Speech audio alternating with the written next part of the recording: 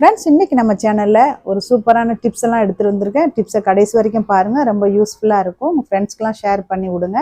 அப்படியே வீடியோ பிடிச்சிருந்தா லைக் பண்ணுங்கள். 2 செகண்ட் நம்மளுக்காக. ஓகே ஃப்ரெண்ட்ஸ், இப்போ என்னென்ன டிப்ஸ் எல்லாம் சொல்லிட்டு நம்ம பார்த்துடலாம். ஒவ்வொரு டிப்ஸாக பார்க்க போகிறோம்.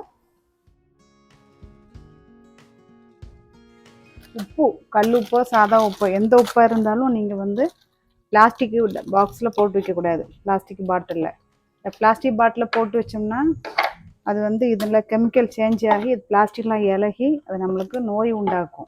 ஸோ அதனால் கண்டிப்பாக நீங்கள் கல் உப்போ எந்த உப்பு வாங்கினாலும் சரி, பிளாஸ்டிக் பாட்டிலில் போட்டு வைக்காமல் கண்ணாடி பாட்டிலோ இல்லைன்னா பரலை, இந்த மாதிரி பரடியில் போட்டு வச்சுக்கோங்க. இந்த மாதிரி பரலில் போட்டு வச்சுக்கணும் உப்பு. அப்போ உங்களுக்கு வந்து எவ்வளோ நாள் ஆனாலும் ஒன்றும் ஆகாது, கெமிக்கல் சேஞ்ச் ஆகாது, அப்படியே இருக்கும். நம்மளுக்கு தெரியாது, கொஞ்சம் கொஞ்சமாக அதோடைய இதுவும் அதுவும் சேர்த்து. அப்புறம் உப்பு போட முன்னாடி கீழே வந்து ஒரு சின்ன பேப்பர், பிளெயின் பேப்பர், நல்ல டிஷ்யூ பேப்பர், சுத்தமான டிஷ்யூ பேப்பர் இருந்தால் போட்டு வைங்க. அப்படி இல்லைன்னா துணி இருந்தால் கூட நீங்கள் போட்டு வச்சு உப்பு போட்டால் அவங்களுக்கு வந்து உப்பு வந்து தண்ணி விடாது.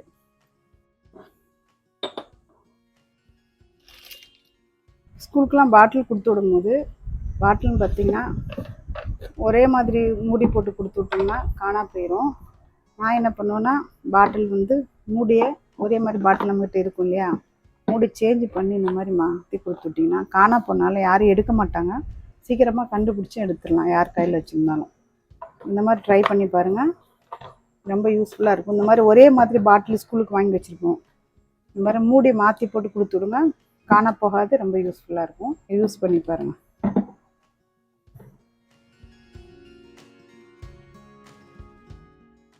அப்புறம் பூண்டை வந்து கண்டிப்பாக வெறும் வயிற்றுல சாப்பிடாதீங்க. அது மாதிரி வெறும் வயிற்றுல சாப்பிடாமல் இருக்கிறதோட இன்னொன்று பார்த்தீங்கன்னா சாப்பிட்ட அப்புறமும் சாப்பிடக்கூடாது. வெறும் வயிற்றுல அதுவும் வந்து ஃப்ரெஷ்ஷான பூண்டை சாப்பிடாது. இந்த பூண்டை நீங்கள் வந்து அடுப்பில் சுட்டு சாப்பிடலாம், இல்லை தேனில் ஊற வச்சு வேக வச்சு சாப்பிடலாம். நீங்கள் அப்படியே வந்து எடுத்துட்டிங்கன்னா நெஞ்சு எரியும், வயிறு எரியும். இது ஏன் சொல்லணும்னா என்னோடய ஃப்ரெண்டு தெரியாமல் அவங்க வந்து பச்சை பூண்டை கொலஸ்ட்ரால் தாசிருன்னு சொல்லிட்டு சாப்பிட்டாங்க. ஒரு 3-4 பூண்டு பல்லு தான் சாப்பிட்டாங்க போல். ஒரே வந்து கடைசியில் என்னாச்சுன்னா உடம்புலாம் வந்து அலர்ஜி ஆயிடுச்சு. டாக்டர்கிட்ட காமிச்சா ஒன்றும் இல்லை அப்படின்னாங்க. அப்புறமா அவங்களுக்கு தெரிஞ்ச டாக்டர்கிட்ட காமிச்சக்கப்புறம் ஏதோ மாத்திரை போட்டு தான் சரியாச்சு. ஆனால் ரொம்ப நாள் ஆச்சு சரியாக வரத்துக்கு. 2 வாரத்துக்கு மேலே ஆகிட்டு உடம்புலாம் அப்படியே புசுன்னு ஆயிடுச்சு. அதனால் நீங்கள் வந்து பச்சையை வந்து பூண்டை சாப்பிடாதீங்க, எனி டைம் சாப்பிடவே கூடாது. சுட்டு சாப்பிடுங்க, இல்லைன்னா நல்லா வேக வச்சு பாலில் கடைஞ்சி குடிங்க. இல்லைன்னு சொன்னால் நீங்கள் வந்து நல்லா ஆவியில் கூட அவிச்சு தேனில் போட்டு ஊற வச்சு சாப்பிட்லாம். அந்த மாதிரி கூட உங்களுக்கு வீடியோலாம் போட்டிருக்கேன், ட்ரை பண்ணுங்கள். மற்றபடி பச்சை பூண்டை எனி டைம் சாப்பிடக்கூடாது, எப்போவுமே சாப்பிடக்கூடாது, யாருக்கும் கொடுக்காதீங்க. ஒரு அவன்ஸ் வீடியோ தான். இப்போ பழைய பாட்டில் இப்போ கிடக்குது, ரொம்ப நாள் யூஸ் பண்ணல அப்படின்னு நினச்சிங்கன்னா நீங்கள் என்ன பண்ணலான்னா அந்த பழைய பாட்டில் ஃபஸ்ட்டு நல்லா சோப்பு போட்டு கழுவி எடுத்துட்டு, அதுக்கப்புறமா என்ன சோப்பு போட்டு கழுவுனாலும் உங்களுக்கு வந்து இந்த பிளாஸ்டிக் வாடை போகவே போகாது. அதுக்கு ஒரு சூப்பர் ஐடியா உங்களுக்கு சொல்லித்தரேன், ட்ரை பண்ணி பாருங்கள். கல்லுப்பு வந்து ஒரு 2-3 ஸ்பூன் போட்டுக்கோங்க,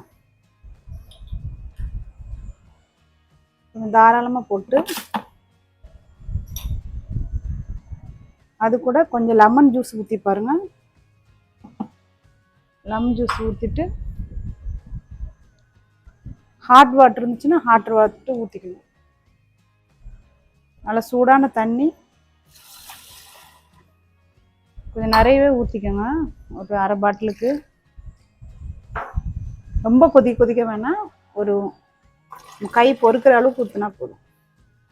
ஊற்றிட்டு இந்த பாட்டிலை நல்லா குளிக்கிட்டு ஒரு 10-15 நிமிஷம் நீங்கள் அப்படியே வச்சுக்கணும்.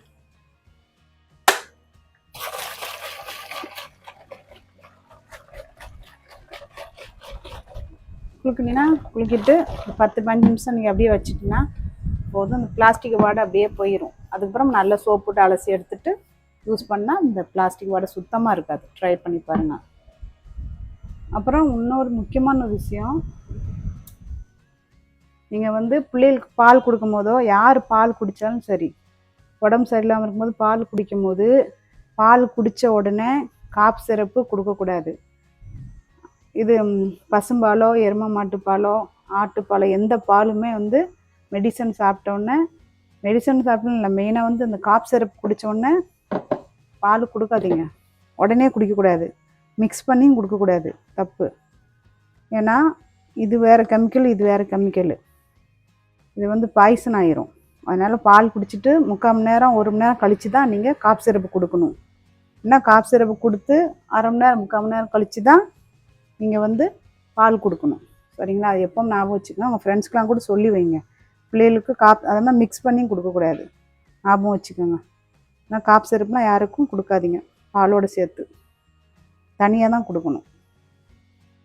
இப்போ நீங்கள் வைக்கும் போது ரொம்ப சுவை கம்மியாக இருக்குன்னு நினச்சிங்கன்னா டேஸ்ட் அவ்வளோ நல்லா இல்லைன்னு ஒரே ஒரு ஸ்பூன் மட்டும் நெய் ஊற்றி பாருங்கள், ரொம்ப டேஸ்ட்டாக இருக்கும். வெறும் பருப்பு மட்டும் நம்ம தால் மட்டும் வைக்கும்போது ஒரு ஸ்பூன் நெய் சேர்த்திங்கன்னா நல்லாயிருக்கும் டேஸ்ட்டு. நான் அப்படி தான் சேர்த்துக்கிடுவேன், நல்லாயிருக்கும். நீங்கள் சின்ன பிள்ளைங்களாம் ஊட்டி விட்ற மாதிரி இருந்துச்சுன்னா பேபிஸ்க்கெலாம் நீங்கள் தாளிக்காமல் இந்த மாதிரி நெய் ஊற்றி எடுத்து சாதத்தில் பிசைஞ்சு ஊட்டி விடலாம். தாளிக்கலை இன்னொன்று பார்த்தீங்கன்னா, தாளிக்க டைம் இல்லைன்னா நீங்கள் இந்த மாதிரி நெய் ஊற்றி சாப்பிட்டா தாளிக்க வேண்டிய அவசியம் இருக்காது. 2 in 1 இருக்கும் நம்மளுக்கு, டைம் இல்லைன்னா. ஏன்னா ரொம்ப வருஷத்துக்கு முன்னாடி போட்டிருந்தேன் அந்த டிப்ஸு, இது உங்களுக்கு யூஸ்ஃபுல்லாக இருக்குன்னு நினைக்கிறேன். இந்த மாதிரி ரப்பர் எடுத்துங்க, தண்ணி வந்து லீக் ஆச்சுன்னா இந்த மாதிரி ரப்பர் பண்ணிருந்தால் போட்டுட்டு நீங்கள் டைட் பண்ணிவிட்டு நம்ம ட்ராவலிங் ஹேண்ட்பேக்கில் அந்த மாதிரி போட்டுட்டு போனோம்னா தண்ணி வந்து லீக் ஆகாது, கீழே கொட்டாது. லூஸாக இருக்குதுன்னு அவங்க அப்படி ஃபீல் இருந்துச்சுன்னா பண்ணுங்கள். இப்படி ரப்பர் பேண்ட் இல்லைன்னா பிளாஸ்டிக்கு இது இருக்கலாம், கவரு, அதை கூட நீங்கள் போட்டு டைட் பண்ணிக்கலாம். நல்லா டைட்டாக இருக்கும், தண்ணி வந்து ஒழுகாது கீழே. ரொம்ப வருஷம் முன்னாடி உங்களுக்கு இந்த டிப்ஸ்லாம் போட்டிருக்கேன். இதில் தேங்காய் வச்சுருக்கேன், இதை உடச்சி நான் வந்து காமிக்க போகிறேன். தேங்காய்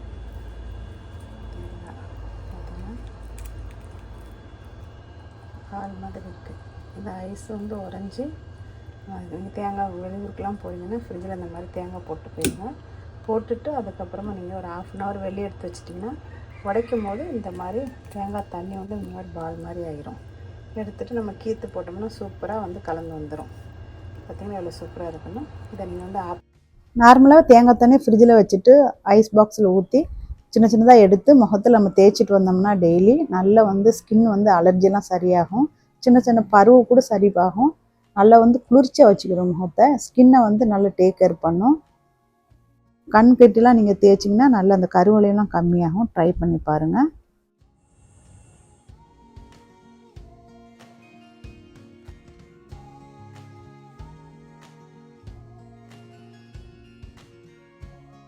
ரெக்கார்டிங் பண்ணுறதுக்கு இது வாங்கி கொடுத்துருக்காங்க. நம்ம யூடியூப் வச்சுருக்கோங்க, ஸ்பீக்கர் வாங்கிக்கோங்க. வாங்கினா கொஞ்சம் இறைச்சல் இருக்காது, வெளியே உள்ள சவுண்ட் வந்து உள்ளே கேட்காது ரெக்கார்டிங் பண்ணும்போது. இது வந்து நம்ம ட்ரெஸ்ஸில் மாட்டிக்கலாம், இல்லைன்னா மேக்னெட் வச்சுருக்காங்க. அந்த மாதிரி நம்ம மேக்னெட் இருக்குது,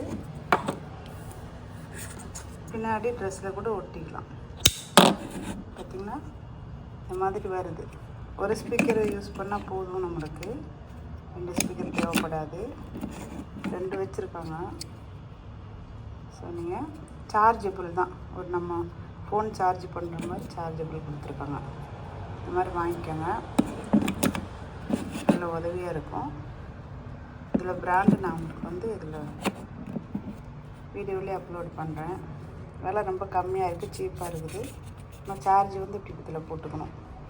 ஃபோன் சார்ஜர் கையில் நம்ம ஹேண்ட்பேக்கில் வச்சுக்கலாம், நம்ம நார்மல் பேக்கில் வச்சுக்கலாம். ரொம்ப வெயிட்லெஸ்ஸாகவும் இருக்குது, நல்லா இருக்குது, ஒர்த்தாக இருக்குது. டைம் வந்து நீங்கள் ட்ரை பண்ணி பாருங்கள். இப்போ அடுத்த டிப்ஸை பார்த்துடலாம். கீரை ஆக்கும் போது நம்ம வந்து கடைசியாக ஸ்டவ் ஆஃப் பண்ணிவிட்டு ஒரு 1/4 டீஸ்பூன் கம்மியாக பெப்பர் பவுடர் சேர்த்துக்கோங்க. சம்டைம்ஸில் கீரை வந்து ஒழுங்காக வேகாட்டாலோ இல்லைன்னா சாப்பிடும்போது செமியான பிரச்சனை இருக்கும். சில நேரத்தில் செமிக்காமல் வாமிட்லாம் வரும். நம்ம இது பெப்பர் பவுடர் சேர்க்குறதுனால சீக்கிரமாக செமிச்சிடும். பிள்ளைகளுக்கு, சின்ன பிள்ளைகளுக்கு நீங்கள் கீரைகள் கொடுத்தா கூட சீக்கிரமாக செமிச்சிடும். அதனால் சும்மா கொஞ்சம் 2 இது போட்டுக்கணும். அது மட்டும் இல்லாமல் மெயினாக வந்து கீரையில் ஏதாச்சும் விஷத்தன்மை இருந்தால் கூட அதையும் சரிப்படுத்தும். லூஸ் மோஷன் வாமிட்டிங் வராது. எதிர்ப்பு சத்து நல்லது. கீரை எப்போ ஆகுனாலும் கண்டிப்பாக பெப்பர் பவுடர் சேர்த்துக்கணும். காய்கறி சீக்கிரம் வேகணும்னா நீங்கள் வந்து உப்பு சேர்த்துக்கணும். உப்பு சேர்த்து பண்ணும்போது ரொம்ப சீக்கிரமாக வெந்துடும்.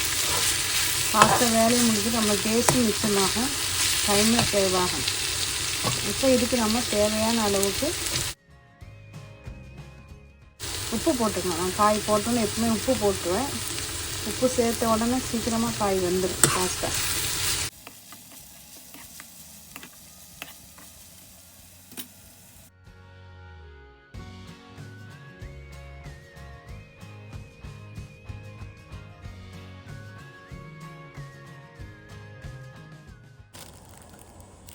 எந்த கீரை ஆக்கினாலும் சரி, ஆக்கும் போது கருவேப்பிலை சேர்க்கக்கூடாது கீரையோட. அப்படி சேர்த்தா அவங்களுக்கு கீரை சாப்பிடும் போது செமிக்காமல் வாமிட் வரலாம், இல்லைன்னா லூஸ் மோஷன் ஆகும். ஸோ 2யும் சேர்த்து கட்டாயம் சமைக்காதீங்க. கீரை கூட கருவேப்பிலையை வந்து தாளிப்பு போடக்கூடாது. ஆன்லைனில் ஆர்டர் பண்ணி வாங்கினோம். பேக்கேஜ் நல்லா ஸ்ட்ராங்காக பண்ணியிருக்காங்க. 2-3 இது போட்டு நல்லா சூப்பராக பண்ணி வச்சுருக்காங்க. நிறைய ஒட்டி டேப்பெல்லாம் கட் பண்ணி எடுக்கிறது எனக்கு எவ்வளோ டைம் எடுத்துச்சு. இது பாருங்கள், உங்களுக்கு கண்டிப்பாக ரொம்ப யூஸ்ஃபுல்லாக இருக்கும்னு நினைக்கிறேன்.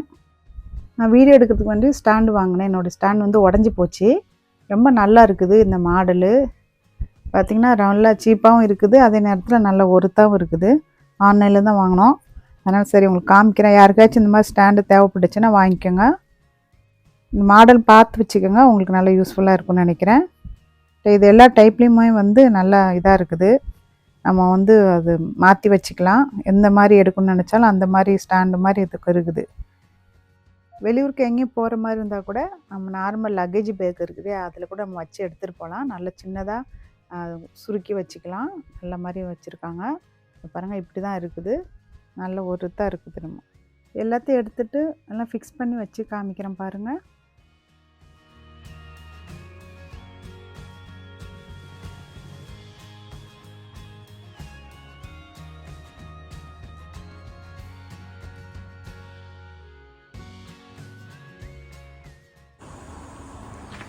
இதை அதிஸ் பண்ணிக்கலாம், இதை அதிஸ் பண்ணிக்கலாம்.